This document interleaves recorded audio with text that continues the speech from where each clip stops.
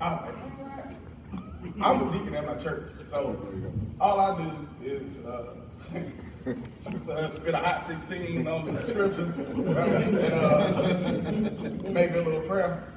I'm in the back. I'm usually part of my own catering company at my church. I do a lot of cooking, right? So my other homeboy, he moved to Ohio, so I'm the only deacon that cooks, right? So,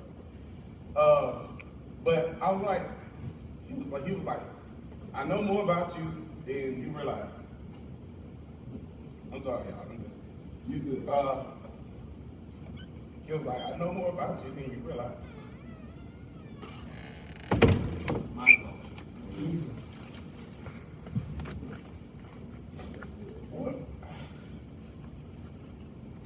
And at that moment,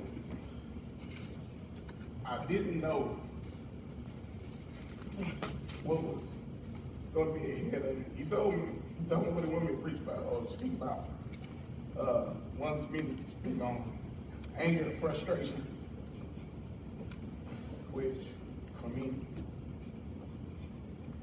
I've had some problems with, right? So, in the past, I ain't perfect. I'm not up here talking y'all out of perfection or nothing like that. But he said he wanted me to talk about it. And so I was like, all right, I'll see, man. He's like, just call me back, let me know, whatever. I'm like, all right, cool. That was Monday afternoon. Monday night, something happened. And it had me hot. I ain't gonna lie. Like, hot, bro. Like, hot. But when it happened, instead of reacting like I know who, I did. I don't get me wrong, I was still hot. But I got up, got in the truck, took off. Just rolled for a few hours, right? And one of our other good friends, he lives in Atlanta, and he's a night owl. He don't go to sleep. He called me. He's like, hey bro, I'm just checking in with you. Like he didn't know anything about the situation. He's like, I'm just checking in with you, you know. So hit him with a little bit of what's going on. And he was like, he was like stopped like I was, right? And so he was like, well, how you feeling? And I was like, I don't know, man. I said, and then I told him about what me and Bishop had talked about earlier today. And then after I got from Bishop, I had called claimants, right? Because I was like, bro, this is that brother. He was like, man, you're gonna be fine. He got you, bro. He got you. So I was like, all right, cool. So I told my friend what was going on, and he said, you realize that you just fell into what he was telling you, like, as far as you're the one that needed to preach that word to somebody, right? Because he was like, bro, I know you. Like, he knows you. Like, we used to have a crew at South. It was top midgets. It was a bunch of like, and out of all them, I was the loudest, the one that ready to pop off, ready. I was that dude, right? Like, I was out there, right? And so it just goes to show you, that first of all, you were right. You were right. God was right. God was right. But he used you to be right. He said, because you told me, I know more about you than you think I did. And I was like, yeah, I can tell. So, but I was able to take all that this week and sat down, been busy week. I hope y'all had a great week. And I just wanted to talk to y'all about anger and frustration. out of control there. Things of that. Now don't get me wrong, anything I'm saying is not because I'm perfect and I know what I'm talking about. All the way. Right? But I'm working on it. I'm trying. We're working in progress, right? Amen. So the context scripture for what we'll talk about is going to be James 1:19 and verses 20 to 21. All right. So, my dear brothers and sisters, take note of this. Everyone should be quick to listen, slow to speak, and slow to become angry. Wow. Because human anger does not produce righteousness that God desires.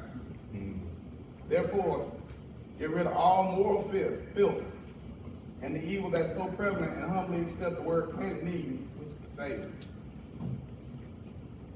So, I started putting some things together. I started wondering, first of all, because like I said, I ain't done this before. So let me just see, what is anger? You know how it feels, but you don't know, like, unless you look in the dictionary, what is anger? So, two definitions came up. Webster's dictionary says, anger is a strong feeling of annoyance, displeasure, or hostility. There's a second definition, and this one kind of struck me. It said, it's a passionate or active response of an entire person to a real or perceived wrong. Now, why did that hit me like it did? A passionate and active response of an entire person to a real or perceived wrong. Which, I was glad to make it out something. I ain't got a whole bunch of good grades, but I was glad I made it out, right? But in my knowledge and understanding, and what I get from that is, anger and frustration are feelings that, the natural feelings that come out, and they can come out for the right reasons that are actually, that really, really are going on, or perceived reasons, which are the ones that are really, really wrong. Or not really wrong, but maybe slightly wrong. So what does that mean? That's an emotion that you can control it to an extent, but it's going to come out. And the reason why it's going to come out, it's going to come out because it's a fight or flight response. And what that means is, when it comes out, it may be coming out for the right reason, or it may be coming out for the wrong reason. It's up to us to decide what if that reason is working, right? It can be deceptive. Anger can be deceptive to you. Anger, if you anger long enough, you can make it feel good to you to be angry about stuff. You could. You can live in anger, and that just be who you are. You might have seen like one of the mad dudes that always walk around he always mad about something. And if you ask him specifically what he's mad about, he ain't got nothing to tell you, right? It's just how I look, it's just how I am, it's just how I am. That don't make sense. But I got you, right? So anger can be deceptive because it's a feeling that comes out from a situation that can be real, or it could be something that you perceive. You heard somebody say something about you, so I'm mad at this person because of it. Yeah, I got two boys. My oldest is one of them. Y'all afraid of me. I love them. But that's the one I'm working with right now about, hey, just because somebody say something to you, or you heard somebody say something about you, that don't mean you have to go act on it. That don't mean what it means, right? Because that's maybe a perception. And it might not even be the truth. Let's be honest. Most people are messy. Most people thrive on drama, mess, whatever else, right? Some of the highest grossing shows on television are number mess. Yep. Absolutely. Call it number mess. People throwing drinks at each other, fighting. He did this, me, he did that thing. Da, da, da, da, da, da. It's a multi-million-dollar industry. So people thrive off of mess. So it behooves us to make sure that we have wisdom when how we deal with people and how we deal with situations. Facts about anger. First of all, anger is a God-given emotion. we wouldn't have it if God didn't give it to you. So anything God gives you, He entrusts you with it, right? There are some times in the Bible where Jesus was angry himself, right? The situation in the temple where they basically turned it to a marketplace. Man, flipping over tables, kicking them up out of there. There was a reason why He did it, right? And it wasn't beyond the bounds of what should have happened. Well, He was angry, right? He was at Lazarus' tomb. They said he was filled with emotion, anger, and it was demonstrated like the righteousness of anger and against sin and death.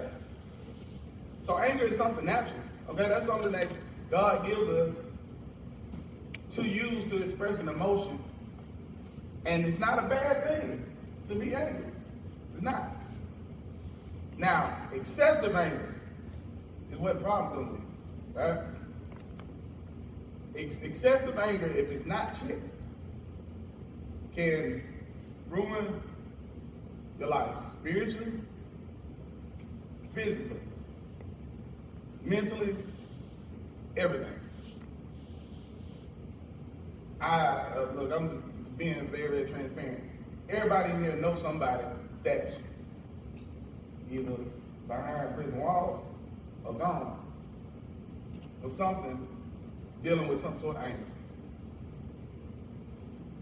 Hindsight is 20/20, so we can always look back and say, well, if they would have just did this, or I'm sure you talk to a lot of them dudes now, you go to a prison, you go talk to a lot of them dudes that in there for some offense, violent offense or whatever like that. I'm pretty sure you talk to a lot of them like, man, if I just wouldn't have did this, if I just wouldn't have acted this way, what would I would have been?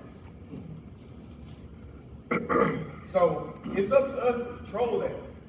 Anger is a good thing in certain situations because it gives you an outlet to express feeling about something, which is that in 2025, it's one of those things that, let's be honest, well, us men,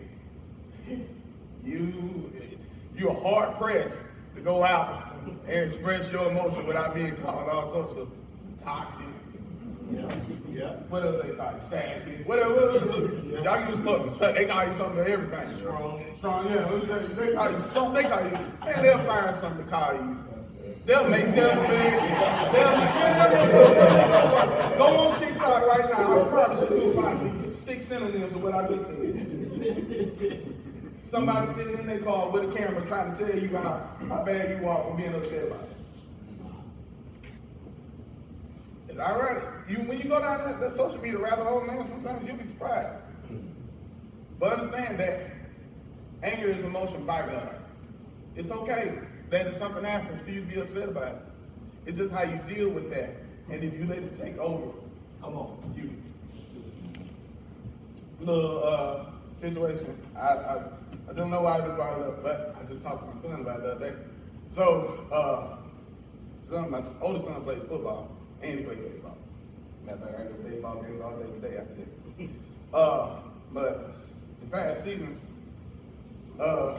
first game of the season, I'm coaching, and Deuce, that's my son. Deuce plays the defensive team. Well, not the defensive tackle. Something happened on the field.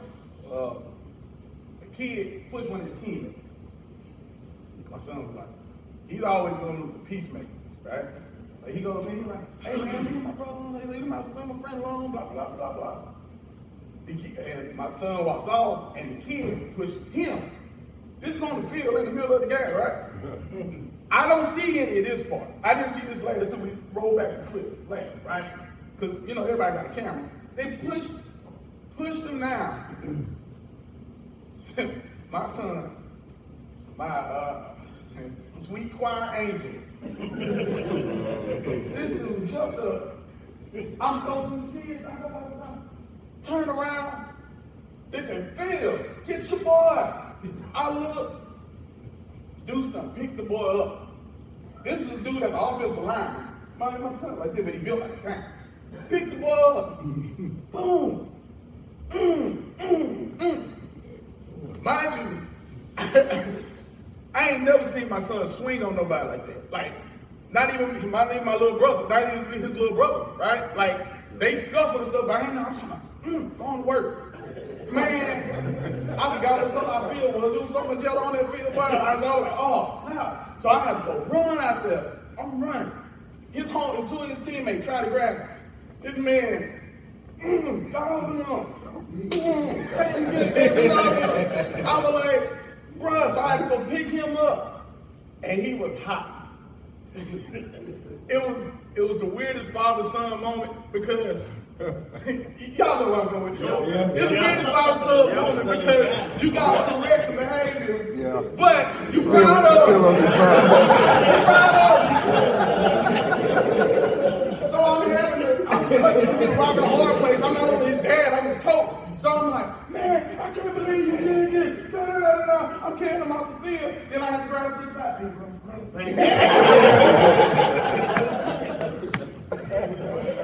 But I had a real conversation with him afterwards about how if we're not careful, our anger can cost us a lot. Yeah. From the team dynamic, it cost us, I don't know how many other things. I think they were 110. They were down on the other 10 by the time they did. But it costs you something. Yeah. So you have to be very, very cautious in how you go about handling business and doing things. Oh, yeah. Anger is good, but excessive anger can be a problem. Yes. Wow. Not can be, it is a problem. Right? We can't normalize it, right? Excessive anger is, and I was doing a study and this came up. Excessive anger is rooted in selfishness and in ego. Ego, yeah. Selfishness and ego. Think about it. Go back to the situation with dude. Why dude jump up and beat that boy like that? Was it because he was defending the honor of his like the 10U, whatever? Like, he was trying to break the situation up. He was trying to leave.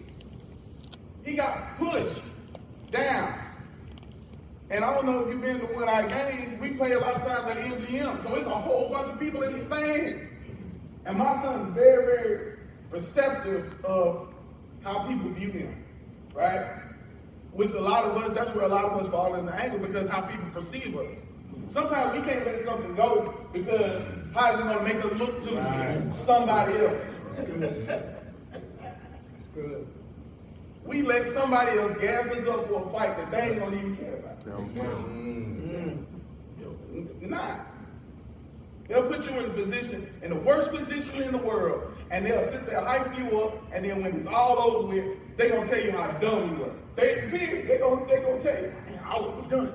I wouldn't have done it. I get why he did it. Blah, blah, blah, blah, blah, blah. You know, everybody got an excuse. I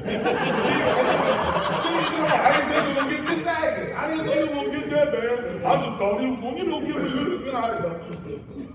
They're gonna find a reason, right? But the thing is, when you're aware of what's going on, you go into yourself and you think about, man, you ain't been playing me out here in front of these people like this. Absolutely not. It's about to go down. This is what's gonna happen, right?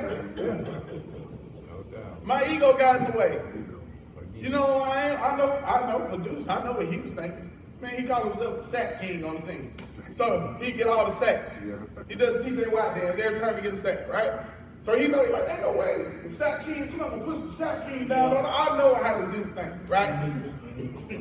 But it was ego driven. I've had situations like that for myself. Well, I didn't let something go. Look, bro, you're not gonna play me out here in front of you, bro. Absolutely not.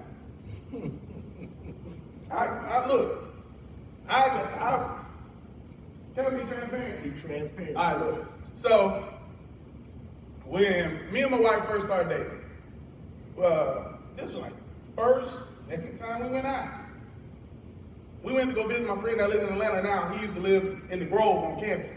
And we went to go see him and Got me down, got in the car, we about to get ready to go out. I'm pulling out the grove. This dude was talking to a couple chicks, and he backed up, he was talking, and he backed into my car while he was breaking or whatever like that. No foul. He slammed the top of my hood. Boom. Called me a couple, whatever. Now, mind you, I got the girl I'm trying to impress in the car. So you put me in between a rock and a hard place. In my mind, my 19-year-old brain, I'm like, bro, like, either I can drive off and she gonna think I'm a bum, or I can get out. Oh, you're being. I'm just what, I'm back in the whip. I wasn't where I was now. Once it was all said and done, and he was embarrassed thoroughly in front of his two ladies that he was with, I get back in the car, and me being dumb, I'm like, oh yeah, she gonna be like, oh yeah, whatever like that. My wife looked at me, she was my girlfriend at the time, she was like, I don't even know if we need to go on a date. Wow. Right. But what's gonna stop you from jumping on me? Wow. She very direct, yeah. Look, she very direct. And I was like, right. I shouldn't have. She was, we ended up going on a date, but it was a very quiet date. It wasn't taking no chance. Man, let me tell you something, but she probably had something waiting for me in the purse next time. Thank God she didn't quit. I appreciate that.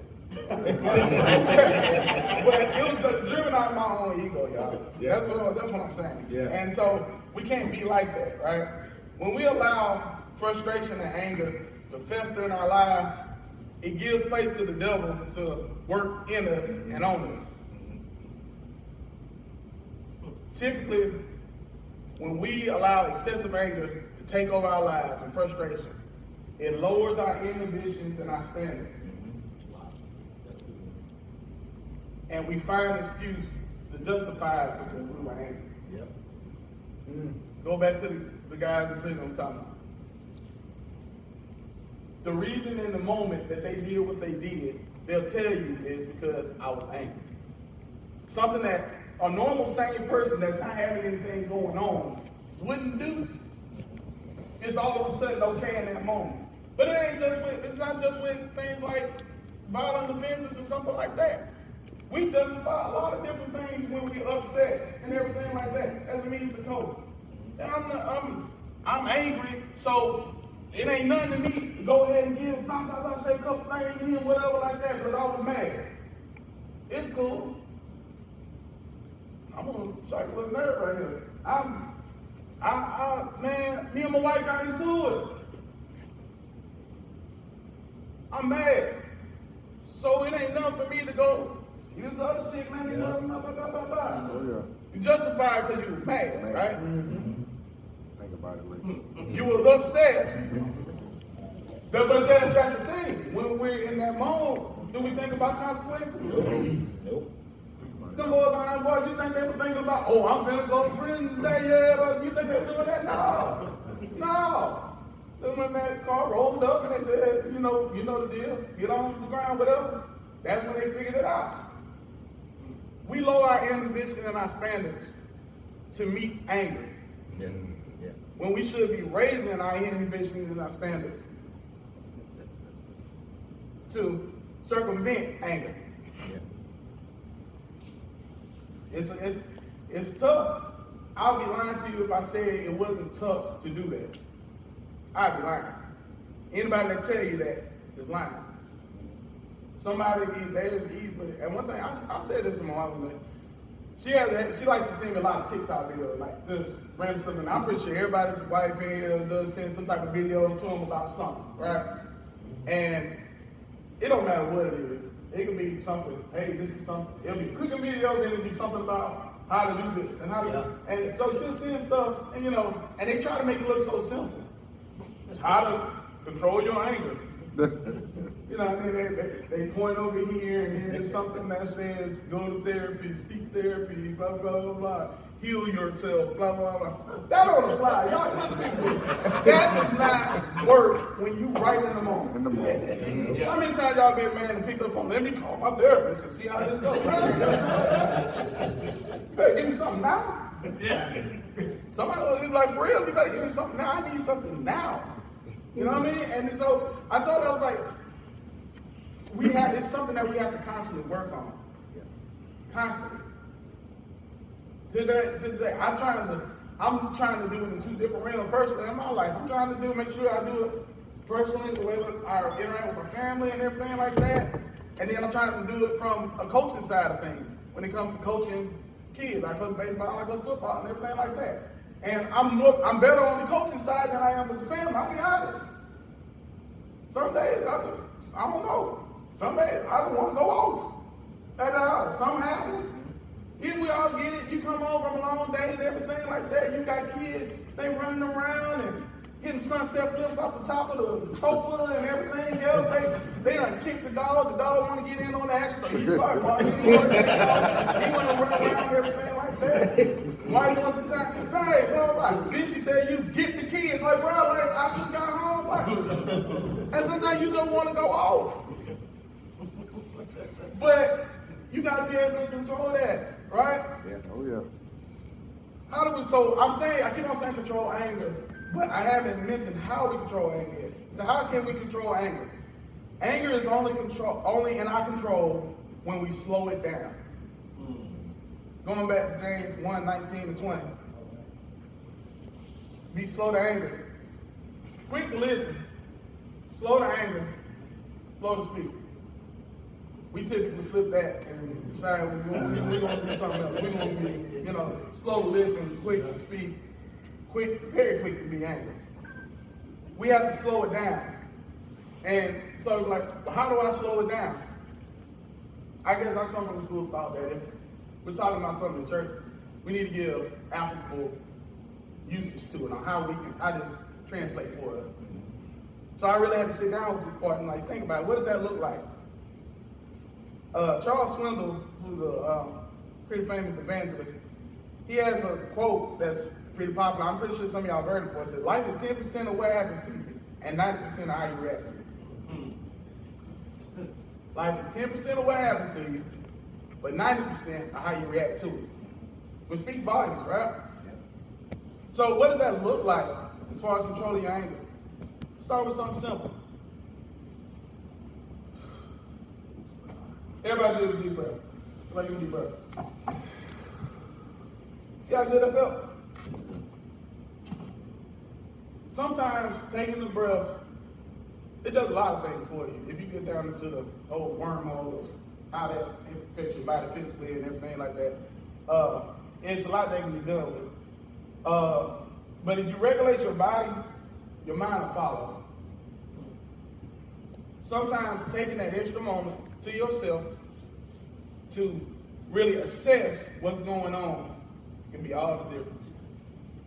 It can be the difference between you having everything and having nothing. Also, taking charge of your emotions before they take control of you.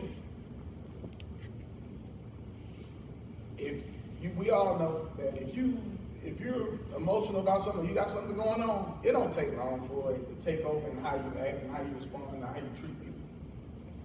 You have to be able to recognize that and be able to harness that to become something productive. Transparency. My youngest, he's into wrestling. Like me and Clarence, like all of them. Come on. And tired, bro. Tired, bro. Like, walking the house. He just got out of school. I'm walking around the corner. Dang. I turn around. He's about to crossbody me. Out of nowhere. I got my workbook bag on, everything. About to hit me. It was the craziest thing in the world. But he did it, and in that moment, I could easily be irritated because I've had so long today. But I took his crossbody, I took his crossbody and I slammed him on the sofa, of course. Yeah. Of course, slammed him on the couch. And that lit up his day.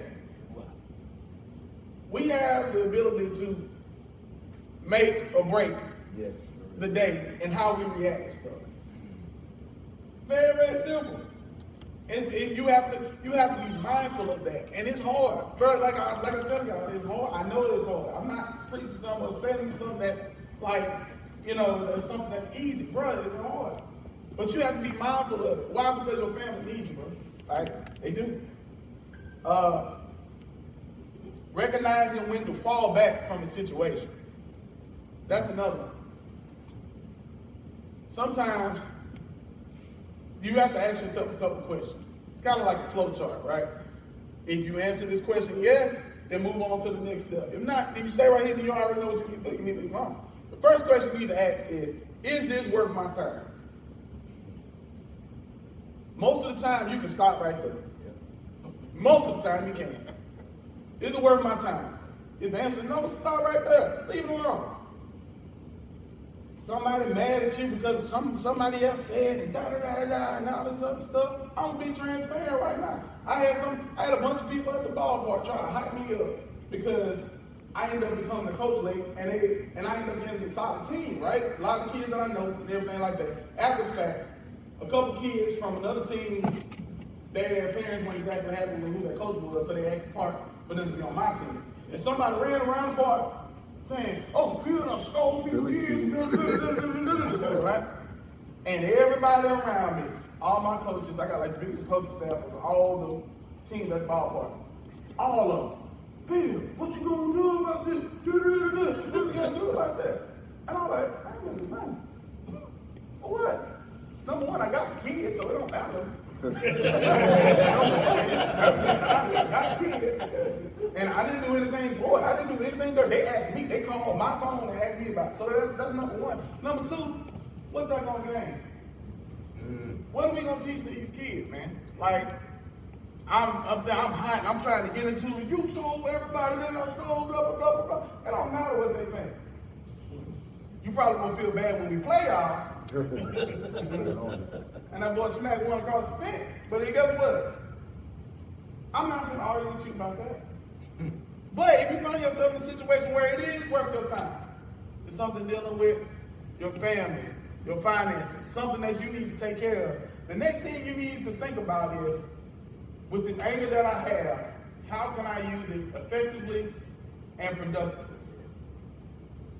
That's something that's hard to think about, right? And because when we're angry, it's hard to think like in a clear manner sometimes. But one thing you have to know is that if it is worth your time, it's worth the attention to detail to make sure that it's right, to get it fixed. So you have a situation, say for instance on your job. You and the boss ain't exactly seeing eye to eye, right? They going back and forth with blah, blah, blah. But there's something going on at the job, systematically or whatever like that, that you need to address.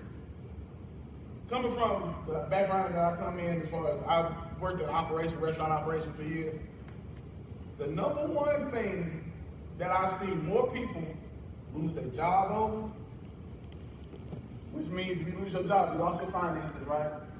And that kind of rolls downhill. If you got a family and everything like that, that'll spill over into your life and everything like that.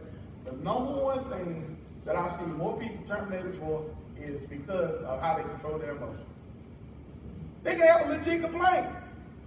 Legit. I'm talking about 100% legit. But the way that they decided to go about it determined the level and the course that they were on after that.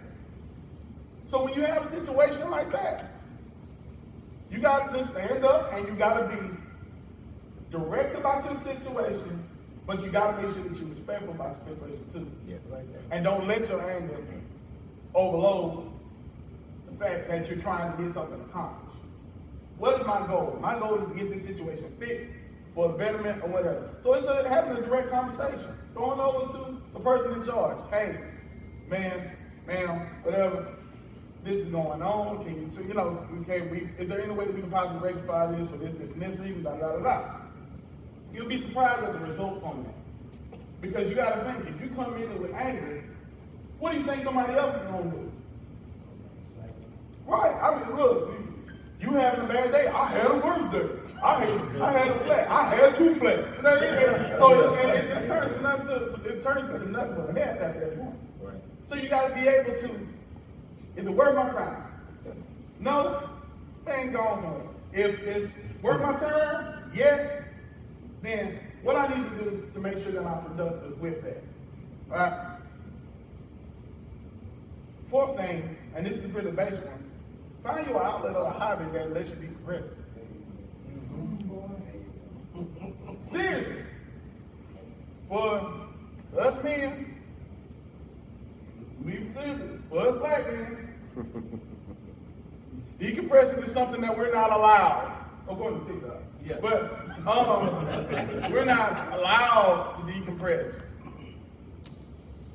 How many videos y'all seen about showing somebody getting annoyed because the husband came on and they heard the PlayStation beat? Y'all, you seen that? You know what I'm talking about? How annoyed I am when my husband comes home and the PlayStation comes on. That type of stuff. Decompress. Decompress don't mean PlayStation. It can be whatever. It can be fishing. It can be reading your Bible. It can be praying. For me, decompressing for me, going to the gym. I try to make it a point, at least 3 times a week, that when I take everybody to school and I deal with all that hustle and bustle in the morning, I go to the gym, I give myself 2 hours. 2 hours, I get on the treadmill, honestly, pray over the day, get myself worked out, and then for me, because I used to powerlift, so I always say that the best way to start your day is with 4, 5, 6, 7 plates a day. So I start lifting, right? And so, but that helps me decompress. I can leave there, go to the gym, have a good day.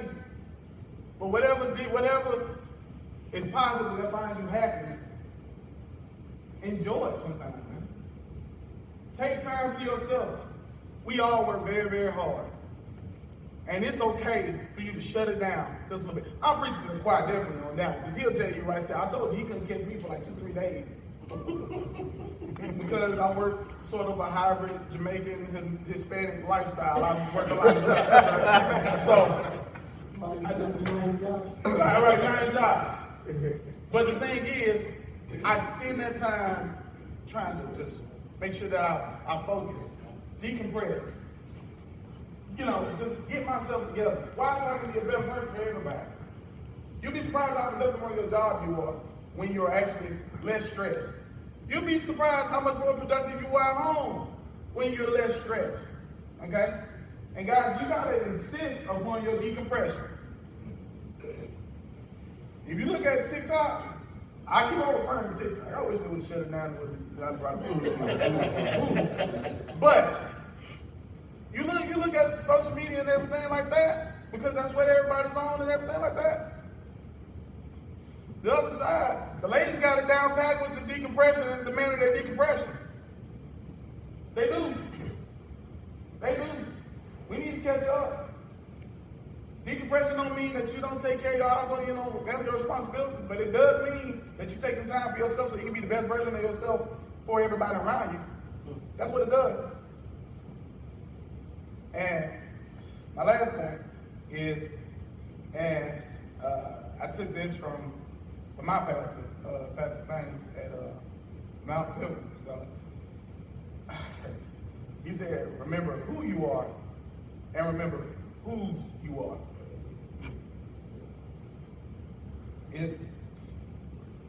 It's like I told you before, very, very easy to get caught in the trap of anger, frustration, letting it control your life, letting them control how you move, how you react, everything like that. But when you remember whose kid you, so I'm glad it's good. Thank you. So if you get a phone call one day, you get a phone call, it's your kid's school. hey man, acting up, blah, blah, blah, blah, blah, blah, blah, blah. I need to come up here. Now that's a good way to challenge your anger, right? Especially I gotta work, I gotta leave from what I'm doing.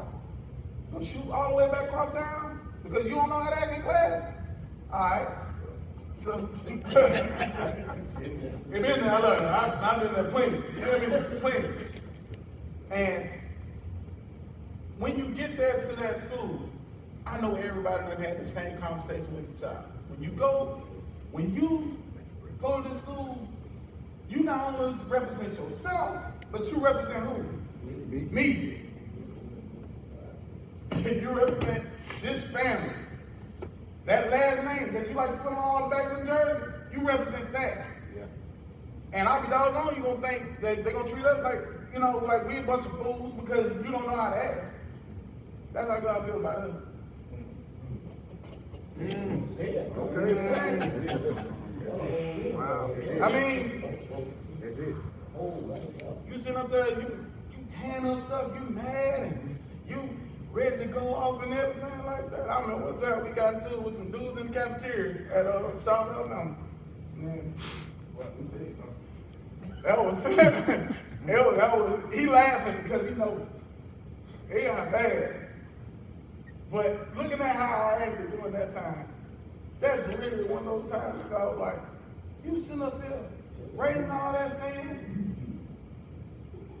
cussing, ready to fight, in some cases fighting, doing all this, and you belong to who? Me. You accepted me as your Lord and Savior. Why are you acting in this way? You know better than that. And when you know better, exactly. You have to always keep that in the back of your mind because it's always easy to go out there and do something else and always put your mission ahead of God's mission for you. This is the first time I was spoke in front of anybody. Don't seem like look. I've done public speaking and stuff for restaurants and all this other stuff, but look, I'm just telling you, like, this is my first time speaking, and this is, I ain't gonna lie, this is something, I'm gonna be honest, that kind of ran from. Not kind of, yeah. But the thing is, you have to remember, you take what happens to you, and you use what God gives you to make sure that you're able to show who you are to others. That's why I look up to coach so much. Because it gives some kids who don't have a father, opportunity to see how you handle situations. Yeah. I'm gonna see old buddy today at the ballpark. You think I'm gonna walk up to old buddy at the ballpark and say, hey, you were talking about me and I got 13 kids sitting up there watching me? What does that teach every last one of them? Some of them who don't have dad at home. It's all right. No, I'm not gonna do that. Why? Because I'm here, right? So, in closing, man, the reality of our lives as men is that we're expected to carry the load for so many people. We are. And rightfully so. We're supposed to. They don't get it twisted. I ain't coming in here saying that you're supposed to not take care of your responsibilities at home, your kids, your wife, you ain't supposed to. No, I ain't saying none of that. Right? Because if that's the case, then you need to really evaluate how you live. Right? But what I am saying is the expectation of us having such a load on us, a lot of times when we get angry, that's the reason why we're mad. It ain't about that situation. It's about that load that's carried constantly on our back that don't seem like it's ever been lifted and so it's ever gonna get lifted because I'm expected to lift it by myself. Everybody gonna watch me with their camera phones and they gonna talk about what I'm doing and everything like that. They gonna comment about it. They gonna tell everybody else about it. But I'm the one carrying it. So when I have an interaction with somebody, it's not gonna be positive because I'm carrying such a load. And the thing is, feeling like you're carrying that load and not feeling like nobody else is helping you carry that load, that puts you in a state where you feel like you're alone. Just being transparent. You know, it make you feel like you're alone, like nobody cares. But you know what? It ain't up to them to care. When you're rooted in God, all that matters is that God got you. And God will give you the strength to make sure that you're able to lift that load, keep that load, and be able to do what you need to do with your family and for your friends and for everybody else that count on you and everything like that, so you can be the best person that you need to be for them.